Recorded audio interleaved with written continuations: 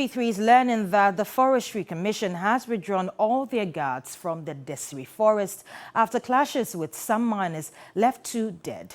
Now, reports further revealed close to 1,000 illegal miners have been operating the Desiri Forest Reserve, compelling the Rapid Response Team from the Forestry Commission to intervene and stop further depletion of the forest belt. Now, 2 people died after some residents of Tepa clashed with forest guards, which led to security reinforcement to the area. William Evansinkum, our Northern Sector Bureau Chief, has been following this development since Friday and says the security situation in the area is quite volatile.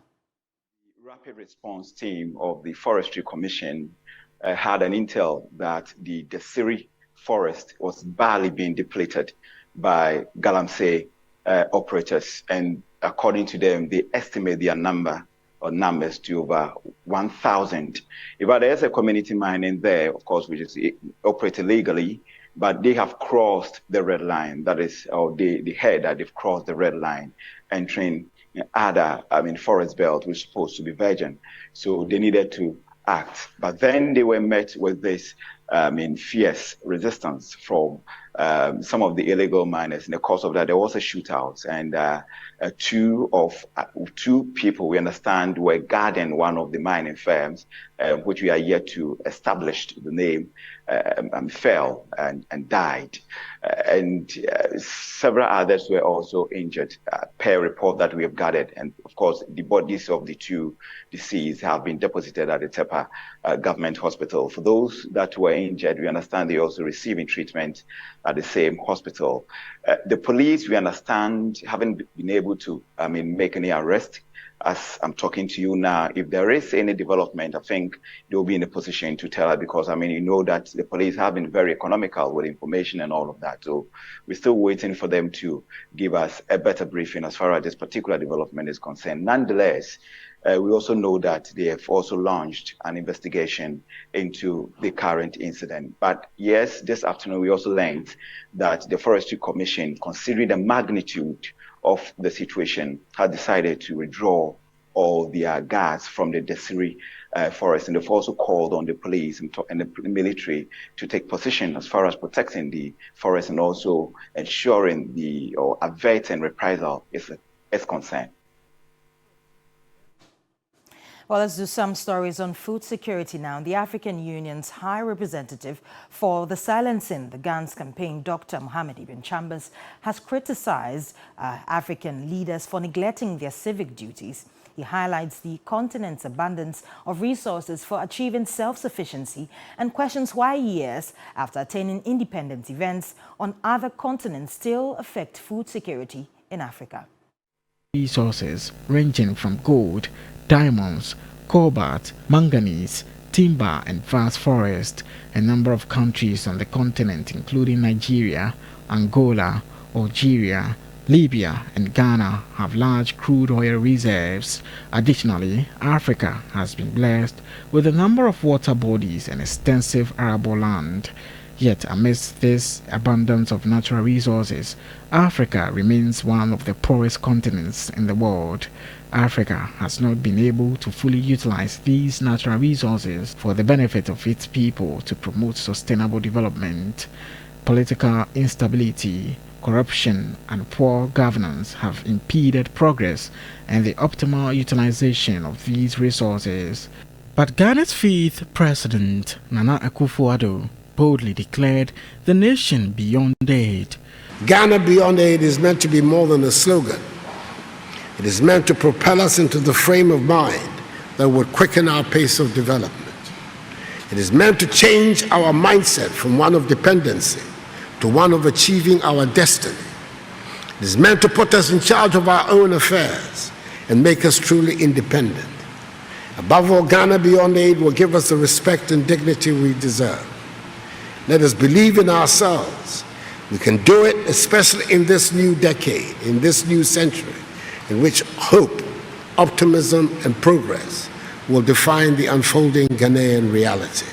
7 years later, here we are facing the repercussions of bullets in Ukraine impacting Ghana's and African food security. Russia's invasion of Ukraine burst upon us, aggravating an already difficult situation. We're feeling this war directly in our lives in Africa. Every bullet, every bomb, every shell that hits a target in Ukraine hits our pockets and our economies in Africa. For the African Union's High Representative for the Silencing the Guns campaign, Dr. Mohammed Ibn Chambers, the situation is regrettable. Why the 70% of our population still grapple with poverty? Who owns our resources? Why is our national debt burden soaring? Why does our food security hang in the balance due to events in faraway places like Russia and Ukraine? Where are the dividends of democracy? Speaking at the Star Ghana Foundation 5th Anniversary Lecture on the topic Empowering Citizens, Enriching Nation Building, Fostering Active Citizenship and Sustainable Development in Ghana, Dr. Ibn Chambers blamed poor leadership for Ghana's developmental problems. The socio-economic implications of the lapses in Ghana and unfair international trade are easily reflected in the declining quality of life, the pervasive presence of corruption, the prevalence of situations threatening the rule of law, a divisive political context, state capture, and deficit in visionary leadership to inspire hope. The path forward demands a united commitment to overcome these challenges and chart a course towards prosperity.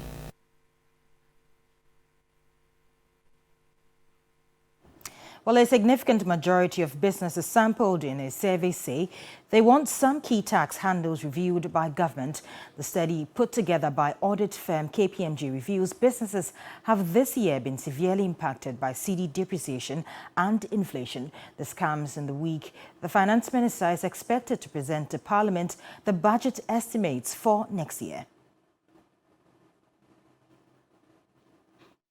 Significantly impacted by the cedi depreciation, inflation and high interest rates.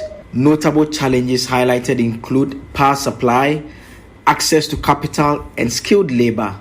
On the tax environment, 89% reported adverse impact of tax on their operations. 76% want government to review the electronic transaction levy, while 68% want a review of the COVID-19 levy. A significant 68% also want a review of import tax. The finance minister is expected in Parliament on Wednesday to brief the House on the budgetary estimates for the year 2024. Now let's do some politics. He pulled off a performance some did not envisage in the just-ended flag-bearer race of the governing New Patriotic Party, NPP. Now, well, after that performance, the maverick Central MP, Kennedy Agyapong, says his performance shows that he is a force to be reckoned with. Given party, Kennedy Agyapong was grateful to his campaign team for the various roles they played in the just-ended MPP primaries. The party in Accra brought together all coordinates of Kennedy Agyapong from every region in Ghana. Kennedy Agyapong polled 79,906 votes, representing 37.41% of votes cast on November 4. Vice President Dr. Mahmoud Bawumia emerged as winner in the presidential primary with 118,210 votes, representing 61.47%. The Essen Central MP told attendees at the party that his vote shows they're in control of one-third of the MPP and that no major decision can be taken without them.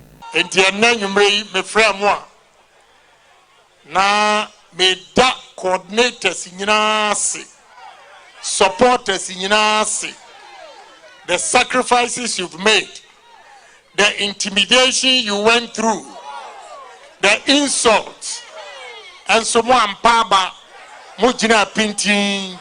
I want to thank all my supporters and coordinators for their sacrifices to ensure we had a successful campaign. The results clearly shows we control more than one-third of the party.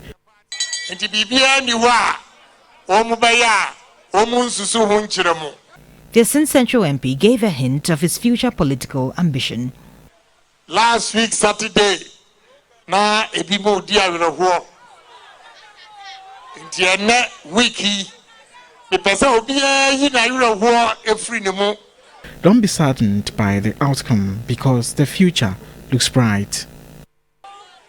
Now one day, what God has ordained will surely come to pass.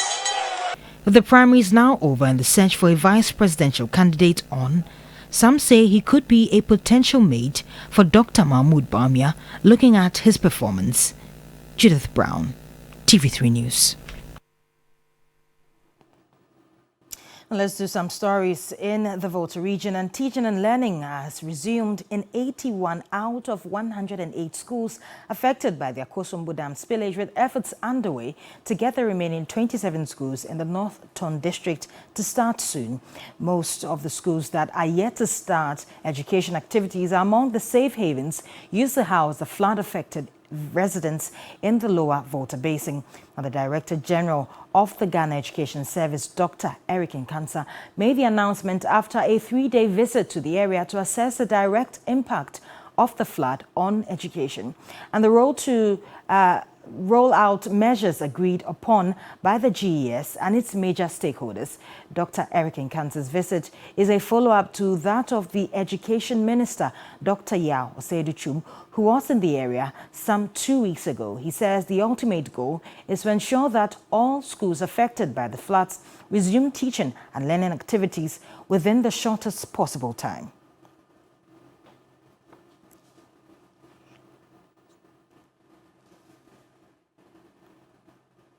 Now, Israeli ambassador to Ghana, Shlomit Sufa, has defended her country's military siege in Gaza, which has left thousands dead. Appearing on TV3's Hot Issue show, Shlomit Sufa rebuffed calls for a ceasefire and stressed that Israel is determined to wipe out Hamas whilst being mindful of civilian lives. On October 7, 2023, an armed conflict broke out between Israel and pro-Palestinian group Hamas after the latter had launched multiple missiles into part of southern Israel. Israel subsequently started an invasion of the Gaza Strip in an attempt to demilitarize the Strip. However, the heavy-handedness has drawn sharp international condemnation following the death of innocent people. Appearing on TV3's Hot Issues, Israeli ambassador to Ghana, Shlomit Sufa, mounted a strong defense of her country's actions in Gaza. We are careful to make sure that the targets that we hit are military targets, and we are working with accordance with the laws of armed conflict. And every civilian that is hurt is a tragedy, but the accountability for this, the entity that should be accounted for this loss of life is Hamas. And how come no one is demanding this from Hamas? No accountability. They are in control of that territory.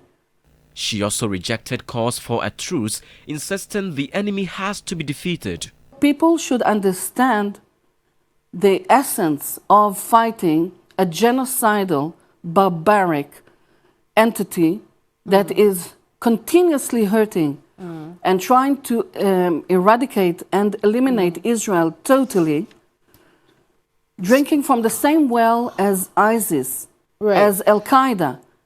And who will stop it? Who will fight it? She further clarified that Israel wasn't fighting Muslims or Palestinians. Every civilian that is killed is a tragedy. And this is not our goal, not our intention.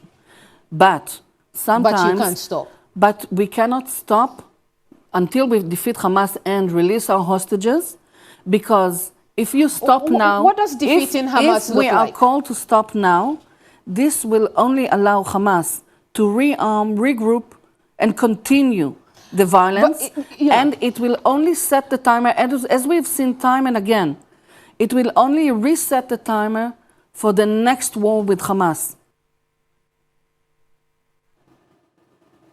Now, Media General Group has clinched the coveted Media Organization of the Year title at the prestigious Ghana Business Awards 2023. Now, adding to the accolades, Group CEO Madam Beatrice Agyeman was also honored with the Distinguished Female CEO Award. Speaking on the sidelines of the award ceremony, Madam Agyeman acknowledged the collective efforts of the team that led to this remarkable achievement. Organization of the Year, and that goes to the general themselves, Media General. Media General Group continues to deepen its roots in the media industry. At the 6th Ghana Business Awards, the Media General Group was recognized as the Media Organization of the Year. The group comprises TV3 Network Limited, Onua TV, Onua FM, Connect FM, Akoma FM, Adesa Productions Limited and its digital platforms. Its group CEO also secured top honors at the 6th Ghana Business Awards held under the theme The Role of Businesses in Promoting Tourism, Arts and Culture.